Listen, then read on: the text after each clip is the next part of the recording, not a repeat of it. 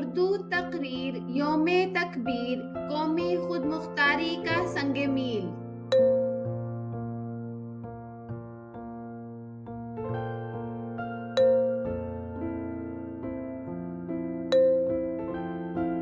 السلام علیکم ورحمۃ اللہ وبرکاتہ۔ معزز اساتذہ کرام، محترم سامعین اور میرے پیارے ساتھیوں، آج میں آپ کے سامنے جس اہم موضوع پر گفتگو کرنے جا رہی ہوں وہ ہے یوم تکبیر قومی خود مختاری کا سنگ میل۔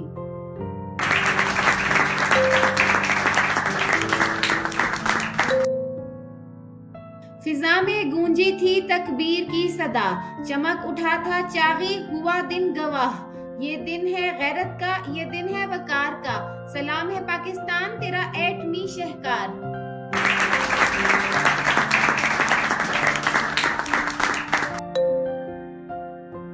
میرے عزیزو، یوم تکبیر 28 مئی 1998 وہ دن ہے جب پاکستان نے اپنی دفاعی تاریخ میں ایک نیا باب رقم کیا۔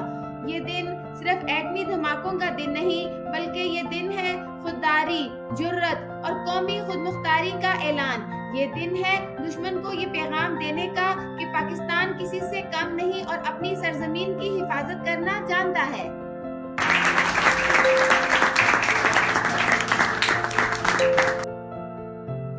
یاد رکھیں، دنیا میں خود مختاری کا مفہوم صرف آزادی کا اعلان کرنا نہیں بلکہ اپنے فیصلے خود لینے کی صلاحیت رکھنا ہے۔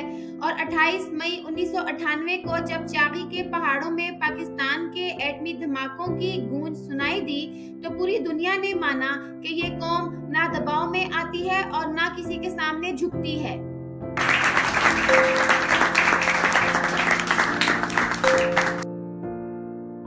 یوم تکبیر ہمیں یہ یاد دلاتا ہے کہ قومیں تبھی خود مختار بنتی ہیں جب وہ قربانی دینے کا حوصلہ رکھتی ہوں۔ ڈاکٹر عبدالقدیر خان جیسے عظیم سائنسدانوں اور ان کی ٹیم کی محنت، اس وقت کی قیادت کا عزم اور پوری قوم کی دعائیں سب مل کر اس سنگ میل کو حاصل کرنے کا سبب بنی۔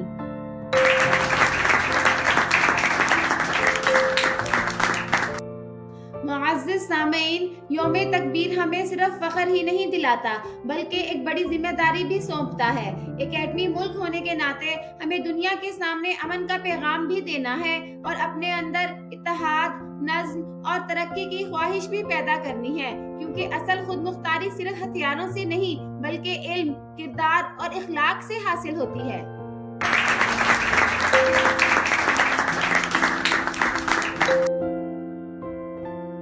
ہمیں یہ سوچنا ہوگا کہ آج ہم بطور قوم کہاں کھڑے ہیں۔ کیا ہم اپنے شہداء کی قربانیوں کے مطابق چل رہے ہیں؟ کیا ہم اپنے ملک کے وقار کی حفاظت کر رہے ہیں؟ اگر نہیں تو یوم تکبیر ہمیں جھنجھوڑنے آیا ہے، ہمیں بیدار کرنے آیا ہے۔ یہ وقت ہے اٹھنے کا، یہ وقت ہے جاگنے کا، یہ وقت ہے پاکستان کو سنوارنے کا۔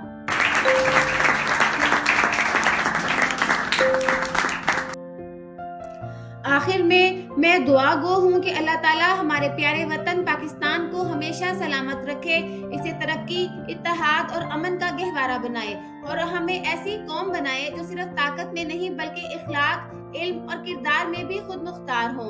وطن کی مٹی گواہ رہنا، ہم نے یہ قرض بھی چکانا ہے۔ والسلام علیکم ورحمۃ اللہ وبرکاتہ۔